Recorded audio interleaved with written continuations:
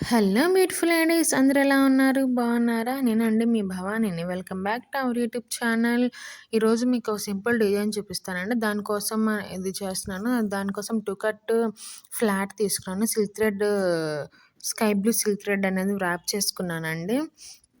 దానికి నేను 8 సైడ్స్‌లో స్టోన్స్ అనేవి అతికించుకోవాలనుకున్నాను. కాబట్టి 3 బ్యాంగిల్ మనం 360 డిగ్రీస్ డివైడెడ్ బై 8 ఏసుకుంటే 45 డిగ్రీస్ వస్తుంది. 45 డిగ్రీస్ అనేది మనం ఈక్వల్‌గా మార్క్ చేసుకున్నాక మనం ఏదైతే స్టోన్స్ అతికించుకోవాలనుకున్నామో అవి ఈక్వల్‌గా పెట్టుకోవాలండి. వీడియోలో చూపిస్తున్నట్టుగా. దానికోసం నేను 6కి ఐ షేప్ 3 రౌండ్ సిరామిక్ వైట్‌లో తీసుకున్నాను.